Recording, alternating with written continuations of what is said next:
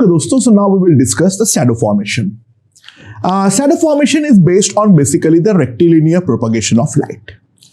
अगर मेरे पास कोई होमोजेनियस आइसोट्रोपिक मीडियम है, वहां पर लाइट जो है वो हमारा स्ट्रेट पाथ पे ट्रैवल करता है ना। वो वाले जो ट्रैवलिंग पाथ है, उस ट्रैवलिंग पाथ के अंदर मैं अगर कोई ओपेक ऑब्जेक्ट रखता हूं, ओपेक ऑब्जेक्ट मींस क्या है, जो हमारे ऑब्जेक्ट के थ्रू लाइट पास नहीं हो सकता है, तो उस पाथ का सर्टेन रेज जो है वो हमारे ऑब्स्ट्रक्टेड होंगे बाय दैट पर्टिकुलर ऑब्जेक्ट। तो वैसे ओपेक ऑब्जेक्ट को हम बोलते हैं ऑब्स्टकल, ठीक है। एंड ऑब्वियसली उसके कारण एक शैडो रीजन जो है वो हमारी क्रिएट होती है, ठीक है। वो जो शैडो रीजन है that is called the umbra region, that is called the umbra region, ठीक है। और अगर मैं एक स्क्रीन रखता हूं उस पाथ पे, तो उस अम्ब्रा रीजन के थ्रू कोई लाइट स्क्रीन पे नहीं गिरेगी, तो वहां पे हमारा वो शैडो नजर आएगा और बाकी उस शैडो के चारों तरफ जो है हमारे लाइट जो है वो नजर आएगी, ठीक है। तो शैडो किस तरीके से बनेगा उसको देखने के लिए मैं 3 प्रकार का बीम ले रहा हूं। पहला जो है वो है मेरा parallel beam of light. So this is the parallel beam of light. Shadow का बाउंड्री देखने के लिए मैं बेसिकली ऑब्स्टकल का बाउंड्रीज जो है वो चेक कर रहा हूं। ऑब्स्टकल के बाउंड्रीज के थ्रू जो लास्ट रेज ऑब्स्ट्रक्ट हो रहा है, उसके करस्पॉन्डिंग हमारे पास ये अम्ब्रा रीजन जो है वो हमारे क्रिएट होंगे, और जब मैं ये स्क्रीन पे रखूंगा तो यहां पर इसका शैडो गिरने वाली है ना। क्योंकि जो रेज है वो हमारे पैरेलल है, तो शैडो का जो साइज है वही हमारा ऑब्स्टकल का साइज होंगे। That is pretty sure and obvious, क्योंकि यहां पर ये सारे चीजें पैरेलल होने के कारण कहीं पर भी किसी भी प्रकार का डिस्टर्बेंस क्रिएट नहीं हो रही है।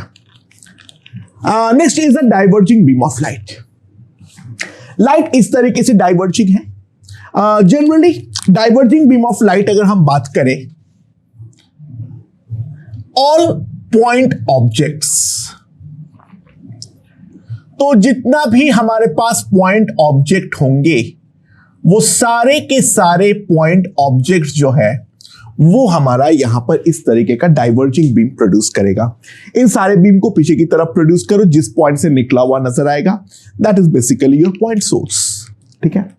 So this is a diverging beam of light. सामने मैंने ऑब्स्टकल रखा तो इस तरीके से अम्ब्रा रीजन क्रिएट होगा। Try to understand the umbra region will be itself diverging.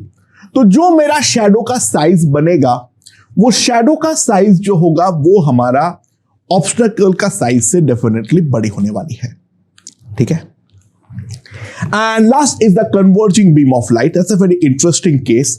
यहां पर तो मैं बहुत आसान सा केस डिस्कस किया हूं, but things can get interesting जो हम बाद में बात करेंगे। सो कन्वर्जिंग बीम ऑफ लाइट के केस में क्या होगा, लाइट्स हमारे कन्वर्ज करेंगे, तो जो हमारा अम्ब्रा रीजन है वो भी हमारा कन्वर्ज होने वाला है। स्क्रीन पर जो शैडो बनेंगे, स्क्रीन पर जो शैडो बनेंगे वो स्क्रीन का शैडो रीजन हमारा यहां पर क्या होने वाला है, जो ऑब्स्टकल का साइज है उससे डेफिनेटली कम होने वाली है।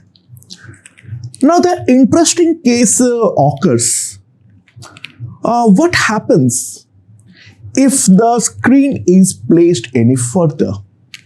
यानी अगर मैं स्क्रीन को कोई फर्दर जगह पे थोड़ा सा पीछे की तरफ धकेलता हूं, तो इन दैट केस क्या इसमें कोई कन्वर्जिंग बीम के केस में शैडो का नेचर पर बदलाव आने वाला है या नहीं। लेट्स चेक दैट थिंग, ठीक है। सो मान लो दिस इज द ऑब्स्टकल, ठीक है। सो यहां पर जो मैंने है उस पर कन्वर्जिंग बीम डालने वाला हूं। स्क्रीन मेरा काफी ज्यादा दूरी पर है, सो ये है मेरा कन्वर्जिंग बीम जो मेरा ऑब्स्ट्रक्ट होने वाला है, ठीक है। This is a converging beam that is getting obstructed. बाकी इसके ऊपर से रेज ऑफ लाइट तो आ ही रहा है, इस पे कोई टेंशन वाली बात नहीं है। इसके ऊपर या फिर इसके नीचे डेफिनेटली हमारे रेज ऑफ लाइट तो जाएंगे। सो नाउ ये वाले रेस को मैंने यहां पर कन्वर्ज होने दिया, तो मेरा अम्ब्रा रीजियन जो होगा वो try to understand that will finally converge. जो हमारा अम्ब्रा रीजियन होगा दैट विल फाइनली कन्वर्ज। ठीक है, एंड आफ्टर कन्वर्जेंस ये वाला रे ऐसे निकलना चाहिए था, ये वाला रे ऐसे निकलना चाहिए था, और बीच वाला रे ऐसे निकलना चाहिए था। सो ट्राई टू अंडरस्टैंड, यहां पर जब मेरा इसको अगर मैं फर्दर पीछे की तरफ आगे बढ़ने दिया, ठीक है, so now try to realize what will happen. यहां पर अगर मैं स्क्रीन को प्लेस करता हूं, अगर मैं यहां पर स्क्रीन को प्लेस कर देता हूं, ठीक है, देखो इस वाले पॉइंट तक आते आते तो कोई दिक्कत ही नहीं है। यहां पर इस पॉइंट पे जस्ट स्क्रीन को रखूंगा तो मेरे पास एक पॉइंट शैडो बनेगा eight that point of convergence.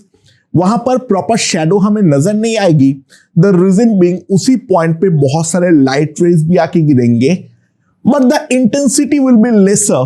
तो हमें शैडो टाइप का दिखेगा, थोड़ा सा डार्क सा, लेकिन प्रॉपर कुछ विजुलाइज नहीं होगा। लेकिन उसके बाद रेज ऑफ लाइट के पाथ को अगर हम पीछे की तरफ प्रोड्यूस करें, रेज ऑफ लाइट को हम लोग अगर पीछे की तरफ प्रोड्यूस करें, तो ट्राई टू अंडरस्टैंड यहां पर स्क्रीन में ये वाले रीजन पर हमारा शैडो बनने वाला है। इसके ऊपर और नीचे पे तो लाइट्स आएंगे, बट ये वाला रीजन का थ्रू कोई लाइट जो है वो हमारा इस तरीके से कन्वर्ज करते हुए तो नहीं आएगा, इस तरीके से कन्वर्ज करते हुए तो नहीं आएगा।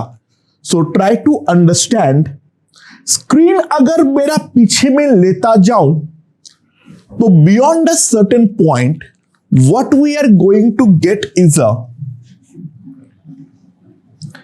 again a diverging umbra rather than a converging one. What we are going to get is a diverging umbra. तो अगर मेरे पास converging being converge हो जाए और उसके बाद वो जो हमारा umbra region है वो हमारा diverging तरीके से प्रोड्यूस करे, that is given a special name antumbra, जिसको हम लोग सोलर इक्लिप्स जो मैं पढ़ाऊंगा उसके दौरान सारे के प्रॉपर बातचीत करूंगा। But try to understand, in the case of converging beam the size of the shadow may be greater than the size of the object. अगर स्क्रीन सफिशिएंटली दूर है तो rather than the converging beam we will get a diverging umbra. एक point पे converge करने के बाद वो हमारा वापस डाइवर्ज करना चालू कर जाएगा। सो दोस्तों, मेरे ख्याल से ये चीज हमें यहां पर समझ में आ चुकी है, राइट? तो यहां पर स्क्रीन अगर मैं पीछे रखूंगा we may also get a diverging umbra. ठीक है, तो एक सिंपल क्वेश्चन कुछ कर लेते हैं जल्दी से, लेट्स सी। पहला जो क्वेश्चन है वो ये है, जो अगर मान लो यहां पर मैकेनिक्स में मैं तुम लोगों को शैडो कंस्ट्रेंट पढ़ाया था, तो उसके बारे में एक चीज ध्यान देना, वहां पर जितने भी चीजें मैंने पढ़ाया था वो यहां पर भी हमारा वैलिड रहने वाला है। सो यहां पर अगर मेरा कैपिटल H है, ये मेरा अगर स्मॉल h है, ठीक है, तो ये लेंथ अगर हमारा L है मान लो, find length of shadow, find length of shadow on ground। ठीक है, सो बेसिकली जो हमारा ऊपर का सोर्स है वो हमारा पॉइंट सोर्स है, तो वहां से डाइवर्जिंग रे है। तो पहला जो रे ऑब्स्ट्रक्ट होगा वो है यहां से निकला हुआ रे, जो कि और इसके बाद इसके ऊपर के सारे रेस जो है वो हमारा ऑब्स्ट्रक्ट होना चालू होगा। तो इस बंदे का पैर का शैडो तो पैर पे ही बनेगा, बाकी जो है यहां पर से निकला हुआ रे वापस ग्राउंड पे जाके यहां पर बनने वाला है।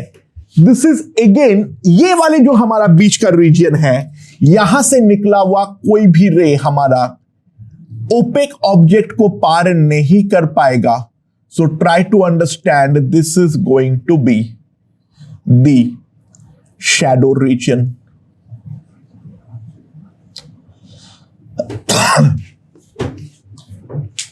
This is going to be the shadow region. Now to find the length of the shadow, मान लो ये लेंथ है हमारा x. So try to understand, ये वाला ट्रायंगल और बड़ा वाला ट्रायंगल हमारा सिमिलर है, तो x by small h equals to L plus x by capital H. That is what you can write. So मेरे पास ये आ जाएगा जो capital H into x, HL plus HX, तो x जो मेरे पास आ जाएगा that will be HL by capital H plus small h. अगर मेरा L मेरा 0 हो, अगर L मेरा 0 हो तो इन दैट केस सिंपल सी बात है, लेंथ ऑफ द शैडो हमारा इनफाइनाइट 0 हो जाएगा। सन अगर हमारा ओवरहेड होता है, सन को मैं एक पॉइंट सोर्स की तरह मान रहा हूं बहुत दूर होने के कारण, तो वहां पर शैडो जो है उसका लेंथ हमारा प्रैक्टिकली 0 होती है जब सन एग्जैक्टली हमारा ओवरहेड बैठता है। ठीक है, ओके। सो अगला क्वेश्चन देखते हैं क्या बोला हुआ है उस पे। ओके दोस्तों, सो अगला क्वेश्चन देखते हैं। क्या है यहां पर, मेरे पास यहां पे एक रिफ्लेक्टिंग मिरर है और यहां पर साइड में एक स्क्रीन है। ठीक है, ये जो डिस्टेंस है वो सफिशिएंटली लॉन्ग है, उस पर कोई टेंशन मत लो। यहां पर से पैरेलल बीम ऑफ लाइट जो है वो हमारा टकरा रहा है। तो सवाल ये है, जो मेरा इमेज का जो हमारा शैडो का लेंथ होगा स्क्रीन पे, वो शैडो का लेंथ हमारी कितनी होने वाली है। हमें ये देखना पड़ेगा जो कौन कौन सा लाइट एक्चुअली हमारा ऑब्स्ट्रक्ट हो रहा है। What is the last light that is going to get obstructed and what is the first light that is going to get obstructed? ठीक है, सो देखते हैं एक एक करके। ठीक है, अच्छा, डायरेक्ट लाइट जो है वो स्क्रीन पे नहीं गिर रहा है, डायरेक्ट लाइट जो है वो हमारा स्क्रीन पे नहीं गिर रहा है। जो भी लाइट हो रहा है वो ये मिरर के ऊपर ही केवल और केवल गिर रहा है। There is no direct light on the screen. ठीक है, okay. So now let's see, यहां पर मेरे पास जो ये हाइट है that is capital H। So now try to understand the last ray that is going to get obstructed, that we can say the पहला रे जो कि हमारा ऑब्स्ट्रक्ट होगा, वो तो लिमिटिंग कंडीशन के लिए कुछ भी मान लो, डजंट मैटर, जो एकदम टॉप के थ्रू पास कर रहा है एंड टॉप के थ्रू पास करते हुए रिफ्लेक्ट होके वो यहां पर स्क्रीन पे जाके गिर रहा है। Right, so this is the ray that can just reach the screen. मैं इसके नीचे का कोई भी रे लूंगा, try to understand, it will be properly obstructed. तो यहां पर ये मेरा जो मुंडी का, यहां पे अगर मैं पॉइंट ए बोलता हूं तो पॉइंट ए का शैडो मेरा जस्ट ए डैश पर बनने वाला है। इसके ऊपर का कोई भी रे यहां पे जाके टकराएगा ही टकराएगा, तो ये वाला जो नीचे वाला पार्ट होगा that will be completely bright. इसका जो नीचे वाला पार्ट होगा that will be completely bright. And now यहां पर अगर मैं मार्क करूं, this angle is theta, so this angle is basically theta, तो this angle is also theta. तो ये वाला जो डिस्टेंस होगा this will be nothing but h tan theta. और ये टोटल लेंथ को मैं अगर L बोल देता हूं, L दिया हुआ नहीं है लेकिन मैं L बोल देता हूं, तो this distance will be nothing but L minus h tan theta, and this is theta, so this is also theta, so this angle is also theta। तो ये वाला डिस्टेंस अगर मैं y बोलता हूं, y1 बोल दो चलो, तो what I can write is L minus h tan theta by y1, that is equals to tan theta। So y1 will be simply equals to L cot theta minus h।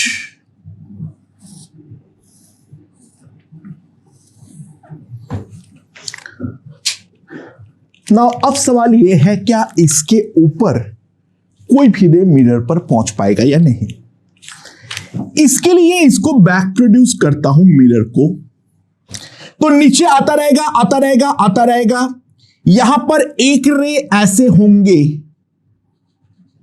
जो कि just कोने में ऐसे टकराएगा। अच्छा, इसके नीचे का भी कोई भी रे अगर मैं देखूंगा वो टकरा के रिफ्लेक्ट तो होगा, लेकिन रिफ्लेक्ट होके वापस यहीं पे टकरा जाएगा ऑब्स्टेकल में, तो वो तो मेरा डार्क ही रहने वाली है। सॉरी, लेकिन ऐसे करते करते करते करते जो ऐसा एक रे इंसिडेंट होगा जो टकराने के बाद आफ्टर रिफ्लेक्शन ए के थ्रू पास कर जाए, ट्राई टू अंडरस्टैंड। इसके लेफ्ट में अगर स्क्रीन को मैं थोड़ा आगे बढ़ा देता हूं, ट्राई टू रियलाइज जो इसके आगे का अगर मैं कोई भी रे बनाता हूं जो यहां पे टकरा रही है, वो ऐसे आगे जाने के बाद वो तो हमारा प्रॉपर्ली स्क्रीन पर पहुंच जाएगा। यानी ये वाला पॉइंट पर पहुंचने के बाद ए डबल डैश इसके आगे भी हमारा ब्राइट ही रहने वाला है, दैट्स फॉर श्योर। यानी ए डबल डैश के ऊपर जो है यहां पर हमारा ब्राइट ही रहने वाला है, इसके नीचे भी ब्राइट ही रहने वाला है। Now try to realize this is basically our shadow. Okay, तो फॉर द लिमिटिंग केस में ये वाला जो डिस्टेंस होगा दैट इज अगेन, ये वाला थीटा है तो ये वाला भी अगेन थीटा है, so this is again h tan theta. Again अब ये वाला जो ट्रायंगल है ब्लू के साथ वाला, ये पूरा डिस्टेंस को मैं यहां से y2 बोल देता हूं दोस्तों। सो this is L plus h tan theta, this is y2। सो मेरे पास ये आ जाएगा L plus h tan theta upon y2 will be equals to tan theta. So value of y2 that we are going to get is L cot theta plus h. That will be the value of y2. तो simple सी बात है, जो हमारा length of shadow होगा, जो हमारा length of shadow होगा that will B this plus this. ठीक है, तो कितना आ जाएगा मेरे पास, दिस माइनस दिस कितना आ जाएगा मेरे पास, that will be equals to 2h। And ध्यान देना, by the way this is the independent of theta. दो condition, theta must not be 0 degree और 90 degree. In the case of 0 degree, it will be like a vertical. There will be no shadow at all. And in the case of 90 degree, ये तो इस तरीके से सीधा पास कर जाएगा. वहां पर तो हमारा length of shadow exactly h ही बनने वाला है. ठीक है, तो वो दोनों केस को छोड़ के बाकी हर केस में ये हमारा सिंपली बात है, जो लेंथ ऑफ द शैडो जो होगा that is going to be 2h and that will be completely independent of theta. तो मेरे ख्याल से ये चीज हमें यहां पर समझ में आ गई है, जो बेसिक शैडो का फॉर्मेशन किस तरीके से होता है.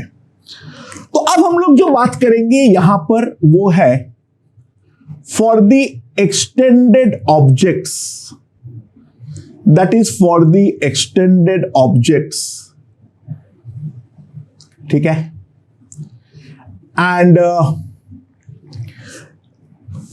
सो ऑब्जेक्ट्स मतलब बेसिकली सोर्सेस, सॉरी ऑब्जेक्ट्स लिखना थोड़ा गलत हो जाएगा. Basically I am talking about extended sources, और उसके अंदर हम बात करेंगे सोलर इक्लिप्स. सोलर इक्लिप्स समझा दूंगा तो लूनर इक्लिप्स तुम लोगों को अपने आप समझ में आ जाएगा. ठीक है, राइट. अच्छा, what if I have a extended source like this. This is the extended source. Let us take it as sun. Now, moon has come in between. Moon has come in between. And here is the earth. ठीक है, ये हमारा अर्थ है. मैं अर्थ पे देखना चाह रहा हूं जो बेसिकली हमारा क्या क्या हो रहा है. ठीक है, मैं अर्थ को पूरी तरीके से ड्रॉ नहीं कर रहा हूं. This is our earth, this is the moon. So now try to understand, यहां से निकला हुआ जो भी रे मून के एकदम टॉप मोस्ट पॉइंट पर पहुंचेगा, टेंजेंशियली वो अर्थ के ऊपर यहां पे जाके गिरने वाली है. ठीक है, एंड नाउ यहां पर भी सन से निकला हुआ रे अर्थ के ऊपर जस्ट यहां पे आके पहुंचने वाली है. नाउ ट्राई टू रियलाइज, ये वाला जो हमारा रीजन होगा, ये वाला जो हमारा रीजन होगा, that will be my completely umbra region. और अर्थ के यहां पे रहने वाले लोग उस टाइम पे सन को देख ही नहीं पाएगा, सन को देख ही नहीं पाएगा. उसको तो यही नजर आएगा जो यहां पर से सन पूरी तरीके से गायब हो चुका है. No sun rays are coming at that point, यानी वहां पर हमारे रात बन जाएंगे प्रॉपर कुछ इंस्टेंट के लिए. सो यहां के लोग जो देखेंगे, they will observe a complete solar Eclipse. यहां के लोग जो है वो एक कंप्लीट सोलर इक्लिप्स जो है वो देख पाएगा. लेकिन तुम लोग सुने होंगे जो पार्शियल सोलर इक्लिप्स भी होते हैं. ठीक है, now what is mean by the partial solar Eclipse. अब मैं दो और प्रकार की रे बनाता हूं, ध्यान दो. अच्छा, सन का जो लिमिटिंग रे है टॉप मोस्ट पॉइंट का, वो दूसरा रे, ये पॉसिबिलिटी है या नहीं, ये दोनों तो हमारा फर्स्ट लिमिटिंग रे था, जो वो मून को ऐसे टेंजेंशियली पास करे, और इधर से अगर मैं देखूं तो मून को ऐसे टेंजेंशियली पास करे और अर्थ के ऊपर इस तरीके से आके गिरे.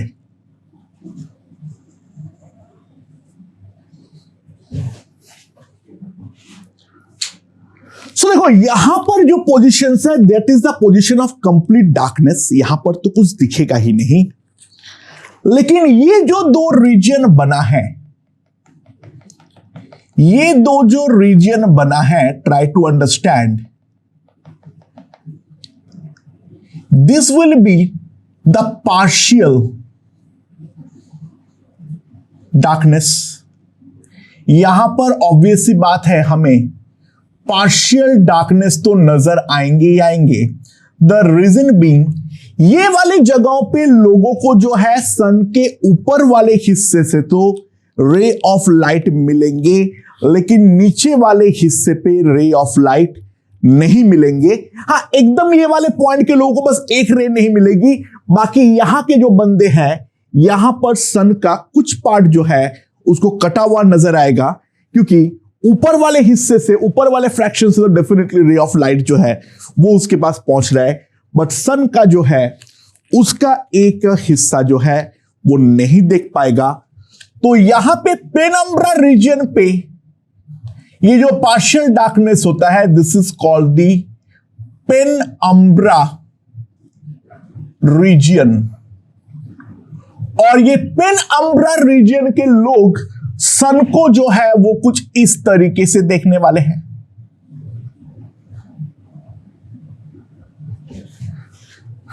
कुछ भी देख सकते हैं, एक पार्ट भी, एक बहुत छोटा सा स्ट्रिप भी देख सकते हैं, वो डिपेंड करता है बंदा कहां पर बैठा हुआ है। अगर अम्ब्रा के जस्ट ऊपर बैठा हुआ है तो उसको एक बहुत ही छोटा सा हिस्सा दिखाई देगा, ठीक है। एंड अगर मान लो थोड़ा सा दूर है तो एक सब्सटेंशियल हिस्सा जो है उसको दिखाई देगा। जितना अम्ब्रा से पेनम्ब्रा की तरफ जाता जाएगा, सन का उतना बड़ा हिस्सा उसको नजर आएगा। लेकिन जो लोग पेनम्ब्रा रीजन पर बैठे हुए होंगे उनको सन का कुछ ना कुछ हिस्सा तो डेफिनेटली कटा हुआ नजर आएगा। तो ऐसे जो ऑब्जर्वेशन होता है, that is called the partial solar eclipse. That is called the partial solar eclipse, ठीक है। Right, now a very interesting case. इसके अलावा और एक टाइप का सोलर इक्लिप्स जो है वो लूनर इक्लिप्स के केस में मिसिंग होता है due to the sizes. Moon is very very small, ठीक है, एंड उस कारण पे और एक टाइप का सोलर इक्लिप्स जो है वो हमें नजर आते हैं, उसके बारे में हम देखते हैं। एंड ट्राई टू अंडरस्टैंड, जो पेनम्ब्रा प्रोड्यूसिंग दोनों रेज है वो दोनों तो डाइवर्जिंग है। तो पेनम्ब्रा रीजन तो डाइवर्जिंग रीजन है, that is not an issue. Penumbra region is definitely a diverging region, that is not an issue. But the umbra region is definitely a converging beam, and Earth is basically acting as a screen. Earth is acting basically as a screen. Moon और अर्थ का distance जो है वो constant तो नहीं है, वो variable होता है। प्रॉपर सर्कुलर पाथ होती नहीं है, the path is elliptical in nature, ठीक है। नेचर में प्रॉपर सर्कुलर पाथ मिलना बहुत ही ज्यादा मुश्किल होता है, प्रॉपर सर्कुलर पाथ तो एग्जिस्ट नहीं करता है, ठीक है। So it will bit like elliptical in nature. So there is another possibility, जो सन हमारा यहां पर हो। बाय द वे, इस वाले केस में क्योंकि मून जो है वो भी मूविंग है, अर्थ जो है वो भी मूविंग है, तो शैडो जो है वो मूव करता रहता है। तो सोलर इक्लिप्स जो शैडो वाला रीजन होता है वो बहुत कम टाइम के लिए एग्जिस्ट करता है। जो हमारा पार्शियल सोलर इक्लिप्स है वो तो काफी देर तक फिर भी रहता है। जो कंप्लीट सोलर इक्लिप्स है, पहली बात तो अर्थ के बहुत ही कम जगह से देखी जाती है, एंड दूसरी बात जो है यहां पर अगर हम ध्यान दें, जो कंप्लीट सोलर इक्लिप्स बहुत कम टाइम के लिए भी देखी जाती है, ठीक है। Right, so this is the sun, this is the moon. Now let me draw the limiting rays. Let me draw the limiting rays.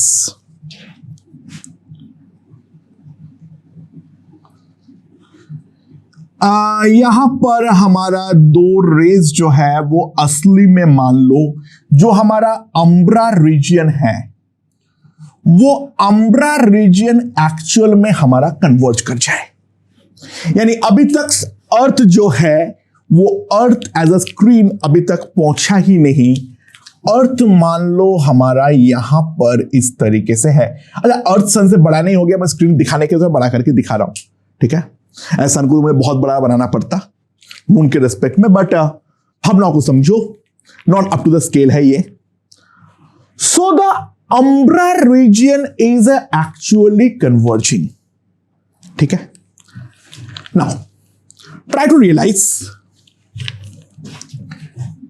यहां पर जो बाकी दूसरे पेन अम्ब्रा प्रोड्यूसिंग जो एरियाज हैं, पेन अम्ब्रा तो कोई दिक्कत वाली बात ही नहीं है, वो तो हमारा नॉर्मली ही चलती रहेगी. पेन अम्ब्रा जो है वो तो मेरा बिल्कुल भी कोई तकलीफदायक चीज नहीं है, वो तो हमारी नॉर्मल ही चलती रहेगी लाइक दिस.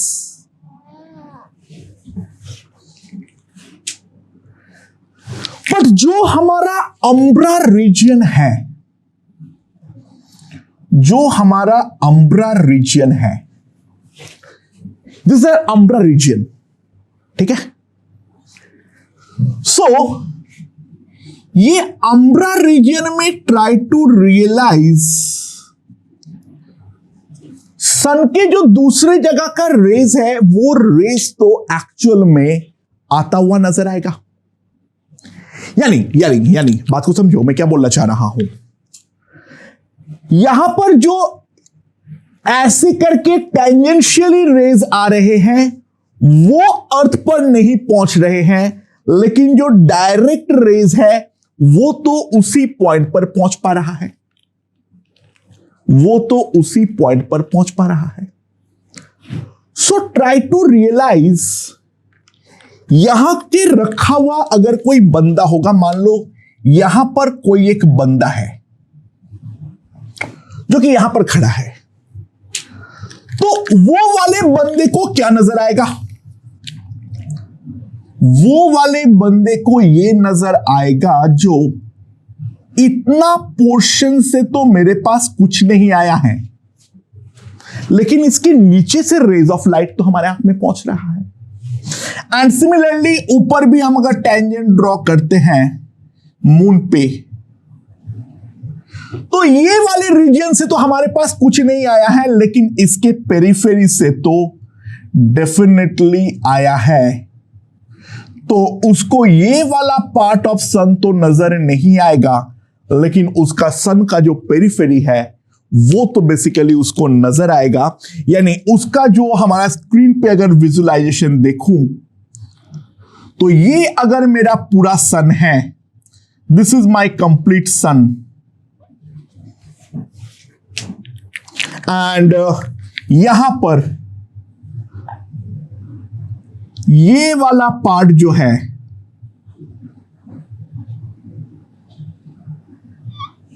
ये वाला पार्ट इस बंदे को कंप्लीटली डार्क नजर आएगा. ठीक है. This is going to be completely dark. But जो बाकी पेरिफेरी वाले हिस्से हैं, वो पेरिफेरी वाले हिस्से पर, वो पेरिफेरी वाले हिस्से पर इसको लाइट सोर्स नजर आएगा. जो नॉर्मल डिस्टेंसेस होते हैं, ये स्ट्रिप बहुत ही ज्यादा पतली होती है, एक बहुत छोटा सा रिंग हमें नजर आता है. तो ये वाला जो लाइट सोर्स नजर आता है, this is called the ring of fire.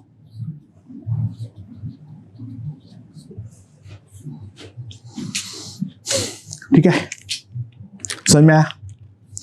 So that was a complete solar eclipse, that was a partial solar eclipse, and this is another type of solar eclipse that is called the ring of fire. Okay, so इसको हम लोग बोलते हैं annular solar eclipse. This is called the annular solar eclipse, and this is called the haute umbra region. This is called the haute umbra region. And जैसे ही basically तो nature में तो basically 3 type के होते हैं, एक हमारा कंप्लीट, एक पार्शियल, एक हमारा एनुलर, ठीक है। बेसिकली इनके हाइब्रिड भी हमें नजर आता है, क्योंकि ऑब्वियस सी बात है कंप्लीट सोलर इक्लिप्स कभी ना कभी धीरे धीरे वापस पार्शियल सोलर इक्लिप्स में कन्वर्ट होगा, so that is called the hybrid solar Eclipse. वो वाले बात को छोड़ दो, मेन 3 फंडामेंटल फिनोमेना है जो हमें समझ जाना है। ऐसे करते करते ये डिस्क परफेक्टली सेंटर पर तो होना बिल्कुल भी जरूरी नहीं है, तो बहुत बार इसके कोने से ऐसे बहुत ज्यादा रेज ऑफ लाइट एक बार से ही बाहर निकलते हुए नजर आता है, तो ये वाले को हम बोलते हैं corona effect, not to be confuse with corona virus, corona effect. And ये वाले फॉर्मेशन को हम बोलते हैं डायमंड रिंग। लूनर इक्लिप्स भी थियोरेटिकली इसी 3 टाइप के हो सकते थे, कंप्लीट, पार्शियल और annular. Annular lunar eclipse is very very rare due to the difference in size, क्योंकि अर्थ का शैडो नॉर्मली मून को या तो पूरा खा जाएगा या तो पेनम्ब्रा रीजन पे है वो आधा खा जाएगा। इस टाइप के डिस्क बनना बहुत ज्यादा मुश्किल है, वो बहुत स्पेशल ओरिएंटेशन में देखने को मिलेगा। Annular lunar eclipse is a very very rarity, उसके बारे में हम बातचीत नहीं करेंगे, ठीक है। नॉर्मल केस में हमें लूनर इक्लिप्स 2 ही देखने को मिलेगा, पार्शियल और कंप्लीट। सो दोस्तों, इसी के साथ प्लेन रिफ्लेक्शन का थ्योरी जो है वो हमारी समाप्त होती है। And now we will proceed with the questions. बहुत सारे अच्छे क्वेश्चंस हम सॉल्व करने वाले हैं। क्वेश्चंस के अंदर भी हम बहुत सारे थ्योरीज जो है वो हम डिस्कस करने वाले हैं। Let's see.